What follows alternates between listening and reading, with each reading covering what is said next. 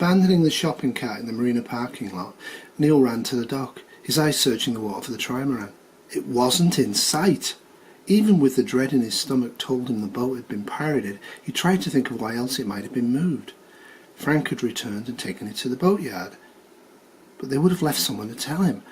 And as he let his eyes search up and down the docks, he saw no sign of either Vagabond or any of its passengers. He needed a boat he could use to give chase. But chase where? "Ahoy! Lucky Emerald!" he shouted at the trawler. A big red-faced man came to the door of the deckhouse and looked down. "What happened to the trimaran?" he shouted up at him. The man looked at the spot where Vagabond had been, then out into the bay. "Sailed out of here close to an hour ago," he said. "Was there any trouble aboard?" "Not that I saw." "Where was she heading?" The man stroked his chin and scowled. "Southwest," he said. "Out the main channel." "Have you got a small boat I can borrow to give chase?" Neil asked. "My boat's been stolen." The man shook his head. Neil went back to his food cart and wheeled up to the dock next to the Lucky Emerald. "Keep an eye on this for me," he shouted, and went to find a boat. Macklin had hijacked the Vagabond, and Neil raged at his own stupidity. He'd assumed Macklin wasn't a sailor and wouldn't try anything with a crippled sailboat, but if he'd gotten hold of a puller, he may have felt he could take Vagabond while the going was good. Poor Jim. Over the next 40 minutes, Neil went down the docks and around 2 marinas trying to buy, borrow or steal a small boat. No one would help him. Twice he was turned away at gunpoint. After he tried the last dock in the village, he turned back in a fury. He stopped a young man who was walking along carrying a fuel tank and asked him for help, but got another "Sorry, fellow." On the street again, a police car came toward him with its siren wailing, and Neil tried to wave it down. It whizzed past. At the dock where Vagabond had been tied up, he found Frank standing with his hands in his pockets, staring dull-eyed out at the water. "Frank!" he called. "Where are you hiding my boat?" Frank asked with a puzzled frown as Neil came up to him. "She's gone, Frank," he answered. "Stolen, close to 2 hours ago." Frank's already tired face looked stunned. "What?" Two men, I think," he went on. "And as far as I know, Jim and Jean Forrester and her children are still aboard." "Stolen?" Frank repeated, looking even more bewildered. He walked past Neil to the edge of the dock to look out at the channel toward the bay. Several gulls were circling behind a small runabout, but there was no sign of Vagabond. "We've got to get a fast boat and catch Vagabond before she gets too far down the bay," Neil said to him. Frank looked at Neil with glazed eyes and didn't reply. He hadn't shaved and he looked haggard. He turned back towards the water. "If Vagabond gets too far away, there's no hope for any of us," Neil persisted. "I can't get through to the Coast Guard by phone. We've probably got to get her back ourselves. In another few hours, everything will be lost." Neil saw that Frank was in shock, and he felt a similar sense of helplessness begin to flood through his own body. A small fishing smack putted by along the channel, and the little old man standing stiffly at the wheel looked at Neil and smiled and winked. Still preoccupied, Neil didn't register anything at first and then came alive. "Ahoy, Captain! Ahoy there!" he shouted, and ran up to the water's edge. The old man was facing forward again, and Neil thought he must not have heard him. He felt his shoulders slump, but the fishing smack abruptly swung to the left away from them and kept circling until it was heading back toward the dock. As Neil watched and Frank came up beside him, the boat, Lucy May, angled into the dock. "That boat's too slow," Frank said. "Not with this light wind and rising tide," Neil answered, and they watched as Lucy May coasted forward, banging first one piling and then the next, and stopping inches short of the Lucky Emerald, only after the old fisherman had snubbed the line around a piling. "Pretty neat, huh?" the old man on Lucy May shouted with a big grin. "Ain't got no reverse. Makes docking a challenge. Help you, Cap?" "Yes," Neil said quickly. "Pirates stole our trimaran about 2 hours ago and kidnapped 4 of our people. A woman, 2 children." "You own that 3-engined spaceship?" the man interrupted. "Yeah." "Saw her sailing out of here about 4:30, the old man said. "Thought I'd got trapped in a Star Wars movie. Nice ship, though, if you don't mind looking like you just got in from Mars. Our boat was stolen," Neil interjected. "We'd like your help." "You mean chase the pirates?" the old man asked, scowling.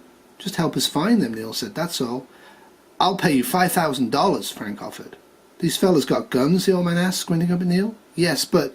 And you want me to take you in the Lucy May and go poking around after them?" "Yes," said Neil, "but we..." "Well, get aboard," the old man said. "Sun's going to be setting pretty soon, and I don't see so good at night." With a flip of his wrist, he released the line from the piling and went back into the deck house. Frank hung back doubtfully on the dock, but Neil rushed off to get the groceries. When Neil had manoeuvred the cart up to the edge of the dock, he carefully lowered it down to Frank, who was standing in Lucy May's cockpit. Frank couldn't quite handle all the weight, and the cart smashed down on the deck and tipped over, the groceries spilling out like a load of dead fish. Neil leapt aboard. "Let's go, Cap," he said. "Push out my bow there, sonny," the old fisherman said to Frank, "so my bowsprit don't go loose and goose, Lucky Emerald. Captain Rivers is particular who gooses her." Frank pushed out the bow. The old man shoved the gear into forward, and the old smack noisily putted forward, swinging around to head out toward the bay. "I don't have $5,000 ready to hand," Frank said to the ear of the old man, Captain Oily, who was having to shout over the noise of the engine. "I don't want no money," Cap Oily said. "I ain't had a chance to get involved with pirates since back in '74, I think it was." He turned Lucy May a little to starboard to follow the channel to the open bay, and then the pirate was me. Neil began picking up the rolling cans and other groceries and riding the cart. "What do you fellas think of this war?" Oily remarked to Frank, who stared back at him dumbly. "I sort of like it," the old man said. "Hell, I was planning to die this year anyway, what with the depression and gallbladders and all, but this here war makes everything interesting again." "My wife may have been killed in this interesting war," Frank shouted back angrily. "Well, I figured there was 4 or 5 million other wives killed today," the old man counted. "Probably 2 or 3 of mine. Still nothing beats being alive now, does it?" Frank looked at the grinning, grotesque face in stunned silence. "You fellas got any idea where these pirates are headed?" he asked amiably. "No," Neil replied sharply. "We've got to assume they're heading south." Oily nodded. "How fast will this thing go?" Neil shouted. Frank was standing off to the right, scanning the horizon for a glimpse of Vagabond. There was a big motor yacht anchored off to port and several runabouts within sight, but no Vagabond. "She'll do 8 knots in the morning," the old man shouted back, "but in the late afternoon she gets a little pooped. How much fuel?" 10 hours worth. With you big fellas aboard, maybe only 8.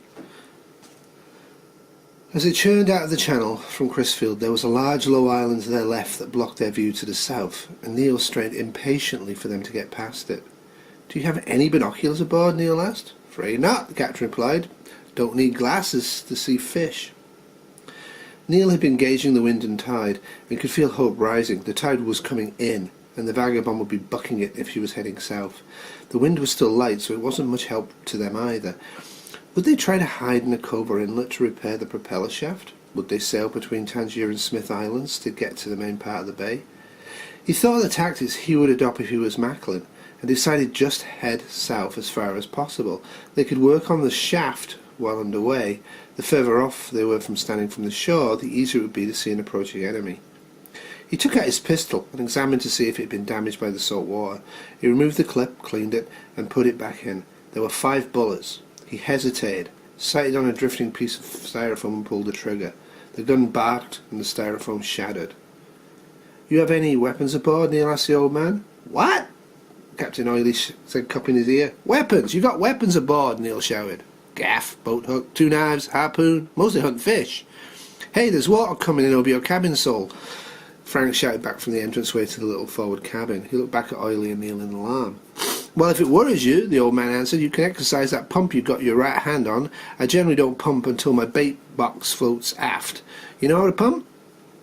Frank saw that he had his hand on an old-fashioned manual bilge pump, and without replying, he began pulling it up and pushing it down. "You spaceship pilots don't get much of a chance to pump bilges, I suspect," the old man said to Neil with a grin. "But it keeps the body in trim, it does, especially in a gale, when you figure you're 2 inches from having more water inside your boat than out." They had finally cleared the island to port, and Neil searched the horizon to the south. He estimated that Vagabond would only be making 4 or 5 knots, and they were headed by a knot and a half tide. In 2 hours they would have a 5 or 6 mile lead at the most. With binoculars he could see that far. With the naked eye, he climbed on the foredeck and then onto the wheelhouse roof, balancing uncertainly as Lucy May rhythmically hobby-horsed through the water. There were dozens of boats in sight. He knew they were pouring down the Potomac from Washington and probably from the northern parts of the bay too. Patiently he focused on one distant boat after the other. He hoped some emotional vibration would permit him to recognise Vagabond, even if it were only a white speck on the horizon. He saw nothing that registered. As Lucy May proceeded due south and left more and more of Cobble Island behind to port, Neil began to sweep the horizon off to the southeast. It might make a certain sense to get out of the tidal flow in Tangier Sound and into the quieter waters of Pocomoke Sound. He saw what appeared to be a sloop 3 or 4 miles off, but almost nothing else. The only advantage Mackley might have that there was any boat approaching him out of the main channel was likely to be up to no good as far as he was concerned. Neil stared hard at the sloop again, and suddenly he saw it was Vagabond sailing without a mizzen. "Hard to port!" he yelled down at the old fisherman and leapt back on the foredeck and then into the cockpit. "Our boat is about east-south-east," he said. Captain Oily squinted through his dirty wheelhouse window and scowled. "I'll take your word for it," he said. "Get these groceries out of sight, Frank," Neil said.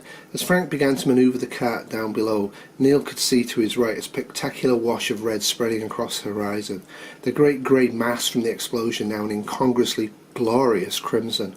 Only the undersides of a few cumulus clouds were still touched with light, and then they too turned pink. Lucy May chugged forward at only about 6 knots. "You fellas got a plan?" the old man asked. Neil and Frank looked at each other, and when Oily saw that they didn't, he shook his head. "You ain't got a plan?" he said, frowning at them like a disappointed father. "If they're becalmed, we can offer to give them a tow," Neil mused aloud. "I don't think they're going to be too trustful when they seize the men whose boat they stole." "The two of us will hide below," Neil went on. "Captain, you offer them a tow or sell them some food and bring Lucy May alongside the trimaran. Have one of them come aboard to make their tow line fast or check your food supplies. It'll be fairly dark by the time we overtake them. When one comes aboard Lucy May, I'll go out of the forward hatch and rush the one who's still aboard Vagabond. You and Frank jump the man who's here on Lucy May." "Sounds good, Sonny." "Can we go any faster?" Neil asked. "Maybe, but those fellas may have binoculars. You fellas better lie low." "Frank," Neil said, "get a big bag of groceries and leave it in plain sight. Stow the rest in the cabin." Neil looked forward. The sun had set, but in the early twilight they could still see for almost a mile. Lucy May chugged steadily east-southeast. Neil could no longer see Vagabond.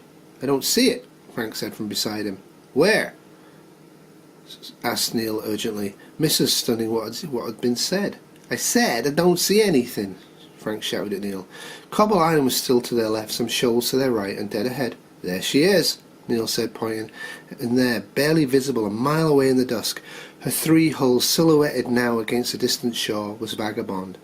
Captain Oily slowed down his boat and squinted into the distance.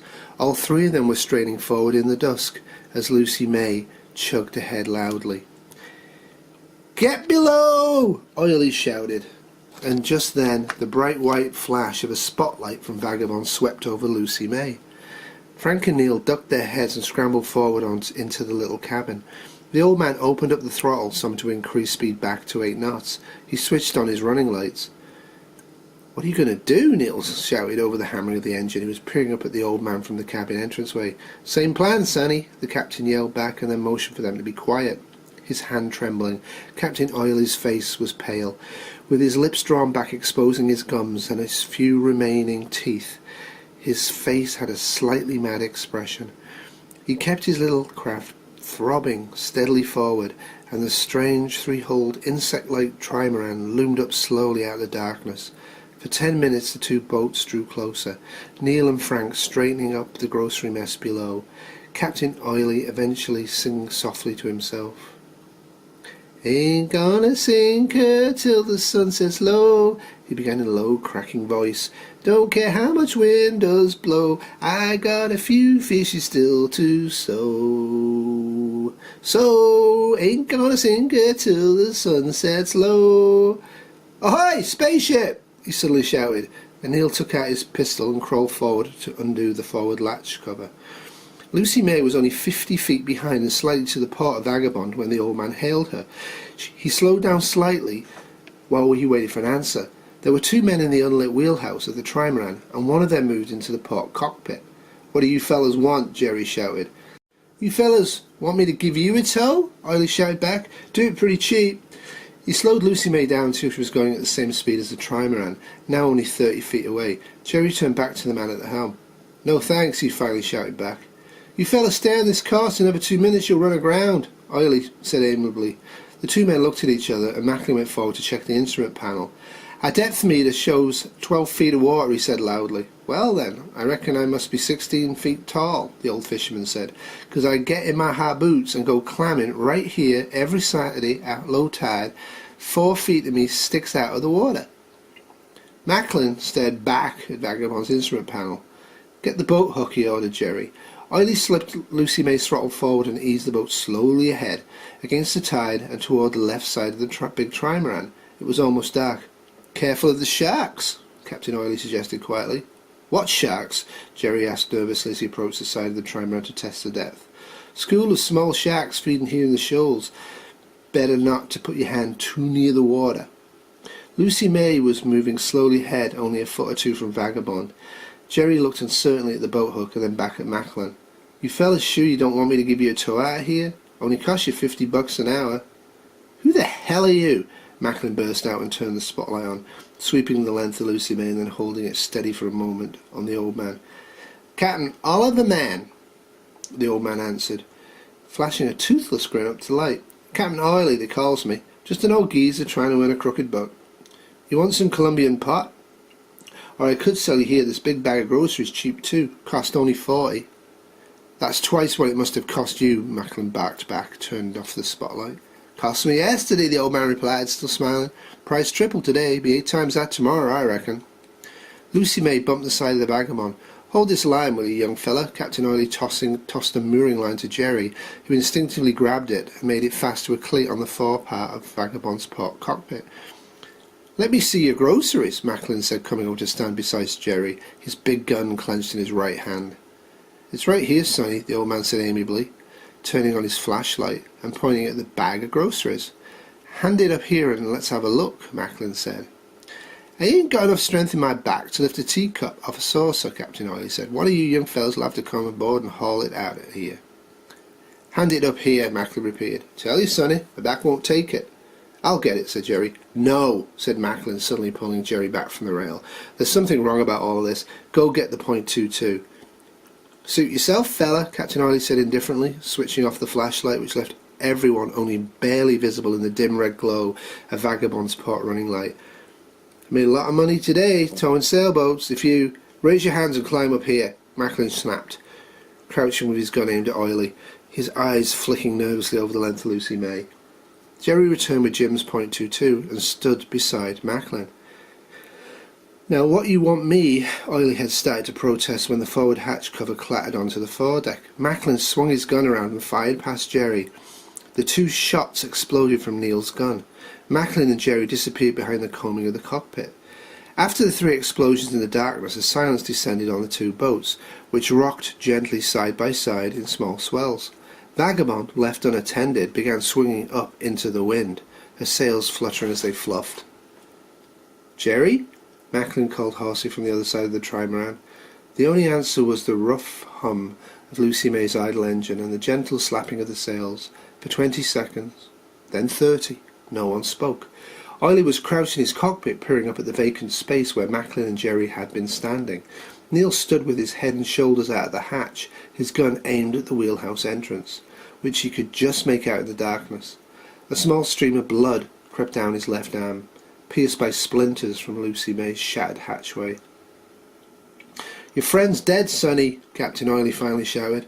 "Better come over here and give up." The silence resumed. Neil, feeling certain he had hit Jerry, pulled himself quietly out onto the deck and crawled over to the foredeck of the trimaran. He felt Macklin must be in the opposite cockpit. He crawled swiftly across Vagabond's entire width forward of the cabins and crouched on the foredeck on the opposite side from Lucy May. Oily had felt his boat rock as Neil's weight shifted to the Vagabond, so he called out again to draw Macklin's attention. "We've got 4 men here with automatic rifles, Sonny," he called. "Better get on over here, your hands held high." Macklin again didn't respond. Peering aft, Neil couldn't see his dim bulk, crouched in the starboard cockpit as he'd expected. Macklin must be close to Frank's cabin hatchway. He wondered where Jim and Jean were. If Macklin were to take them hostages, they were in trouble, but even so he didn't dare risk his life now by rushing him. He crouched and waited to see the effect of the old fisherman's propaganda campaign. 3-1 ain't good odds, sonny, Oiley's high-pitched voice called out in the darkness. If you're over here the next minute, we're going to come and get you. Neil could see no sign of Macklin, and suddenly had the unnerving conviction that Macklin wasn't there and that he, Neil, had miscalculated again. He glanced down beside him into the water and then over to the cockpit, but nothing moved.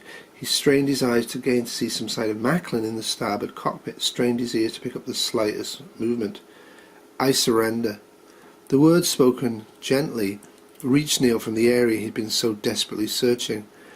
"I'm throwing my gun across the top of the cabin," Macklin continued. Something clattered across the cabin top.